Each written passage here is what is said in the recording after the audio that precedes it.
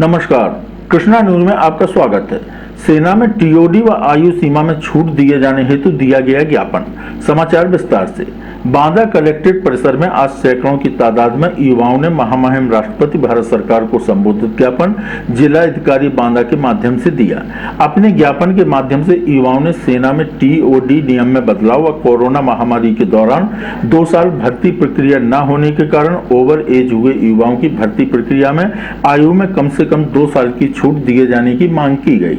Krishna news के लिए बांदा से अविनाश चंद्र दीक्षित की रिपोर्ट। एक समूह जो है ये जो अभी भारत सरकार के द्वारा अग्निवीर योजना की घोषणा की गई है उसके संबंध में ज्ञापन दिया है और इनके द्वारा जो है कि ये कहा गया है कि विगत 3 वर्षों से सेना में भर्तियां नहीं हुई और तमाम बच्चे ओवर एज हो गए हैं और ओवर एज में छूट प्रदान करने के लिए महामहिम राष्ट्रपति जी को संबोधित ज्ञापन दिया गया है।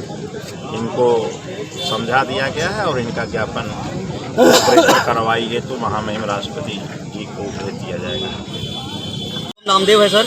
ये बताओ अग्निपथ योजना को लेकर क्या राय है आपकी? देखिए सर, जो अग्निपथ रिक्रूटमेंट स्कीम है सर, ये सर अभी कुछ ही दिनों पहले मतलब सरकार के द्वारा मतलब बिल्कुल एकदम अप्लाई कर दिया गया सर। उसको ना सर किसी बेसिस पे ना सर मतलब उसको पहले सर ट्रायल बेस पे लेना चाहिए था सर, उन्होंने ट्रायल बेस पे नहीं लिया सर। और सर सबसे बड़ी कमी ये है ना सर, टूर ऑफ ड्यूटी के थ्रू आप सिर्फ केवल 25% बंदों को सर परमानेंट करोगे और बाकी के सर जो 75% बंदे हैं आप उनको 4 साल बाद हटा दोगे। लेकिन सर ये भी नहीं कुछ क्लियर किया कि आप उनको 4 साल बाद कोई जॉब एश्योरिटी दो ना, तो सर कोई जॉब एश्योरिटी है ना कुछ है, तो सर 4 साल बाद होगा क्या सर? और दूसरी चीज़ ये सर, जो पेंडिंग रिक्रूटमेंट एग्जाम पड़े हुए हैं आर्मी CEE और Indian air force XY group, result भी है और सर और रिजल्ट भी पड़ा हुआ और सर एनरोलमेंट लिस्ट भी है सर, उसकी पेंडिंग अभी पड़ी हुई है सर, वो कैंसिल कर दिया सर। ये सर कहाँ का न्याय है? अच्छा ये बताओ, कई जगह पर इसका विरोध हो रहा है, क्या कहना है इस पर? सर ये देखिए सर, हिंसात्मक विरोध तो सर ये गलत है, वैसे हिंसात्मक हिंसा नहीं करनी चाहिए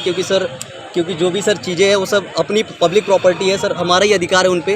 तो सर कुछ कहीं ना कहीं गलत हो रहा है, लेकिन सर सरकार को सर, लेकिन जब तक हिंसा की बातें सर बिना हिंसा की बातें समझ नहीं आती हैं। अभी सर जनवरी में हुआ था सर, मतलब सर रेलवे वालों ने भी विरोध किया था, जब सर ट्रेनें वगैरह चली तब उनको समझ में आया कि भाई साहब नहीं, कुछ गलत हो रहा है। अब उनको समझ में आ रहा है कि नहीं, हाँ अब कुछ हमने गलत किया। तो 2 साल का उन्होंने रिलैक्सेशन दिया, लेकिन वो भी एक लॉलीपॉप है, केवल इस बार बस मिलेगा, वो भी टीओडी को थ्रू जा रहा है। हमें सर सबसे बड़ा प्रॉब्लम टीओडी से है, ये tour of duty Agnipath scheme जो है इसको सर वापस ले लें सर, ये गलत है। पुराना जो सिस्टम था सर वही बेटर था सर। हम सेवा करने चाहते हैं देश में, इंडियन आर्मी में, इंडियन आर्म फोर्सेस में, तो सर हम परमानेंट नौकरी चाहते हैं सर, परमानेंट जॉब चाहते हैं सर। हमें उसमें क्या राय है? कई जगह इसका विरोध हो रहा है, अग्निपथ क्या है? अग्निपथ योजना एक्चुअली क्या है कि जो सरकार ने बोला है, पहले तो मैं बात कहूँ कि क्या राय है, मेरी राय तो ये कहीं ना कहीं जल्दबाजी में लिया गया फैसला, पहली बात मैं कहना चाहूँगा। थोड़ा सा जो बात इन्होंने कही जो कल लागू की प्रदर्शन के बाद 23 साल और 21 साल को अलग कर दिया था इन्होंने, आज फिर एक कर दिया, तो ये बात पहले क्यों नहीं किया आपने? मेरा कहने का मतलब कि आप जो भाई जो 2 साल से कोरोना महामारी में आपकी कोई वैकेंसी नहीं निकली, कोई लड़का एग्जाम नहीं दे पाया, कोई भर्ती नहीं देख पाया और उनकी उम्र चली गई। भाई उम्र तो लिमिटेशन है ना, 21 साल है और वो एज चली गई लड़कों की, तो प्रदर्शन होगा, प्रदर्शन के बाद आपने फिर 23 साल कर दिया। तो ये बात आपने पहले करनी चाहिए था भाई, आपको 23 साल पहले कर देना चाहिए, तो ये प्रदर्शन होता। तो कहीं ना कहीं आप भी उसके जिम्मेदार हैं, मैं पहली बात ये कहूँगा। दूसरी बात, ये जो अग्निपथ योजना है, इस एक्चुअली समस्या इस बात की कि जब कई बार हम क्या करते हैं कि बिना विचारे ही अपनी प्रतिक्रिया दे डालते हैं, तो हमको पहले गहराई में जाना पड़ेगा कि अग्निपथ योजना क्यों आई।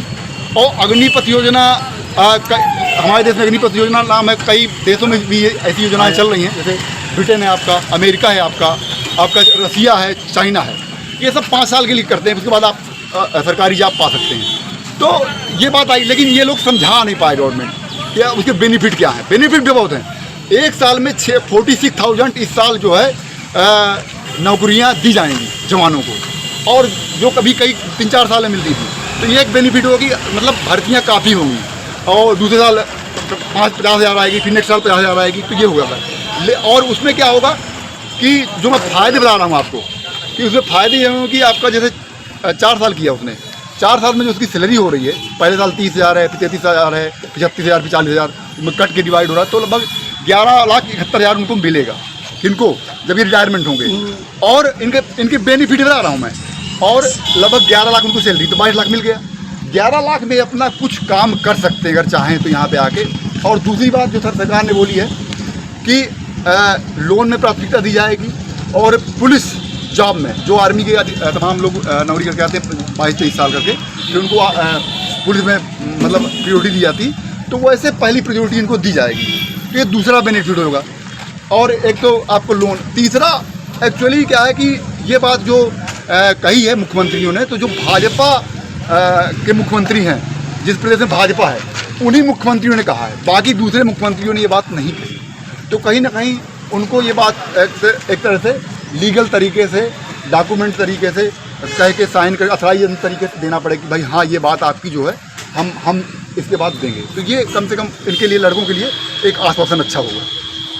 कई जगह समय पर समाचार पाने के लिए लाइक, सब्सक्राइब एवं शेयर करें हमारा चैनल कृष्णा न्यूज, और जल्दी से समाचार पाने के लिए बेल आइकन का बटन जरूर दबाएं।